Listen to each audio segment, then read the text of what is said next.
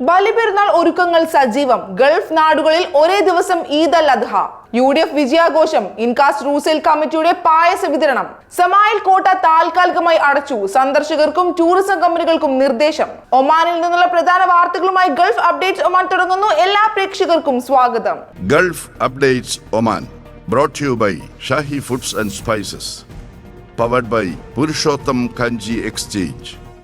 ദുൽഹിജ മാസപ്പിറവി സ്ഥിരീകരിച്ചതോടെ ഗൾഫ് നാടുകൾ ബലിപെരുന്നാൾ ആഘോഷത്തിനായുള്ള ഒരുക്കങ്ങളിലേക്ക് കടന്നു.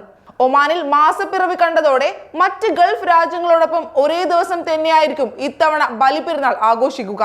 അതേസമയം കേരളത്തിൽ ഒരു ദിവസം പിന്നിട്ടായിരിക്കും പെരുന്നാൾ. വഖഫ് മതകാര്യ മന്ത്രാലയത്തിലെ മുഖ്യ ചന്ദ്ര നിരീക്ഷണ സമിതി യോഗത്തിൽ മന്ത്രി ഡോക്ടർ മുഹമ്മദ് സഹീദ് അൽ മാമരി അധ്യക്ഷത വഹിച്ചു. അറഫ ദിനം മുതൽ ദുൽഹിജ 12 വരെ സാധാരണയായി പെരുന്നാൾ അവധി നൽകുന്ന ഒമാനിൽ ഇത്തവണ വാരാന്ത്യ അവധിയും ഉൾപ്പെടെ 6 ദിവസത്തോളം നീളുന്ന അവധിക്കാലം പ്രതീക്ഷിക്കപ്പെടുന്നു. ഇതിനിടെ ബലിപെരുന്നാളിനോടനുബന്ധിച്ച് രാജ്യത്തെ കന്നുകാലി ചന്തകളിൽ ഉപഭോക്തൃ സംരക്ഷണ അതോറിറ്റി പരിശോധന ശക്തമാക്കി. പെരുന്നാൾ വിപണിയിൽ ആവശ്യത്തിന് കന്നുകാലികളുടെ ലഭ്യത ഉറപ്പുവരുത്തുക, വിലകയറ്റം തടയുക, ഉപഭോക്താക്കളെ ചൂഷണങ്ങളിൽ നിന്ന് സംരക്ഷിക്കുക എന്നിവ ലക്ഷ്യമിട്ടാണ് അതോറിറ്റിയുടെ നീക്കം. അമിതവില ഈടാക്കുന്നവർക്കെതിരെ കർശന നിയമ നടപടികൾ സ്വീകരിക്കുമെന്ന് CPA consumer service and marketing monitor director general doctor Ahmed bin Sayyid Al Busaidi മുന്നറിയിപ്പ് നൽകി. ഉപഭോക്താക്കൾ കന്നുകാലി വാങ്ങുമ്പോൾ കൃത്യമായ ബിൽ വാങ്ങണമെന്നും നിയമലംഘനങ്ങൾ ശ്രദ്ധയിൽപ്പെട്ടാൽ ഔദ്യോഗിക ചാനലുകൾ വഴി പരാതി നൽകണമെന്നും നിർദ്ദേശമുണ്ട്. 10 വർഷത്തെ കാത്തിരിപ്പിന് ശേഷം കേരളത്തിൽ UDF അധികാരത്തിലെത്തിയതിന്റെ സന്തോഷത്തിൽ ഇൻകാസ് റൂസേൽ കമ്മിറ്റി പായസ വിതരണം നടത്തി. സിലാൽ ഫ്രൂട്ട്സ് ആൻഡ് വെജിറ്റബിൾ മാർക്കറ്റിൽ നടന്ന ചടങ്ങിൽ 500ഓളം പേർക്കാണ് പായസം വിതരണം ചെയ്തത്. Committee president Ajmal, secretary Rauf, Zakir Yasar, Nasim Jalal എന്നിവർ പരിപാടിക്ക് നേതൃത്വം നൽകി. UDFന്റെ വിജയത്തിൽ പ്രവാസി മലയാളി കൂട്ടായ്മയും ഇൻകാസ് പ്രവർത്തകരും ആവേശത്തിലാണെന്ന് ഭാരവാഹികൾ അറിയിച്ചു. ഒമാനിലെ പ്രധാന ചരിത്ര സ്മാരകങ്ങളിലൊന്നായ സമായിൽ കോട്ട താൽക്കാലികമായി അടച്ചിടാൻ പൈതൃക ടൂറിസം മന്ത്രാലയത്തിന്റെ തീരുമാനം. ഞായറാഴ്ച മുതൽ കോട്ടയിലേക്കുള്ള പ്രവേശനം നിരോധിച്ചതായി അധികൃതർ അറിയിച്ചു. പുതിയ ഉത്തരവ് ഉണ്ടാകുന്നതുവരെ നിയന്ത്രണം തുടരും. കോട്ട അടച്ചിട്ടിരിക്കുന്ന കാലയളവിൽ യാത്രാ പദ്ധതികളിലും ടൂറിസം പാക്കേജുകളിലും സമായിൽ കോട്ട ഉൾപ്പെടുത്തരുതെന്ന് ടൂറിസം കമ്പനികൾക്കും ബന്ധപ്പെട്ട സ്ഥാപനങ്ങൾക്കും മന്ത്രാലയം നിർദ്ദേശം നൽകി.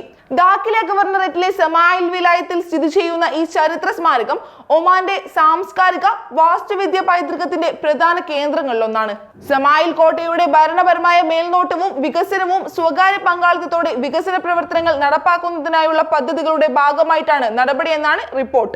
ഈ വർഷത്തെ ദോഫാർ ഖരീഫ് സീസണിനോടനുബന്ധിച്ച് വാഹനങ്ങൾക്കായി പ്രത്യേക വെള്ള സ്മരണിക ലൈസൻസ് പ്ലേറ്റുകൾ അനുവദിച്ച് റോയൽ ഒമാൻ പോലീസ്. ഖരീഫ് സീസണിനെ ആഗോളതലത്തിൽ കൂടുതൽ പ്രചരിപ്പിക്കാനും വിനോദസഞ്ചാരികളെ ആകർഷിക്കാനുമുള്ള നീക്കത്തിന്റെ ഭാഗമായാണ് പുതിയ നടപടി.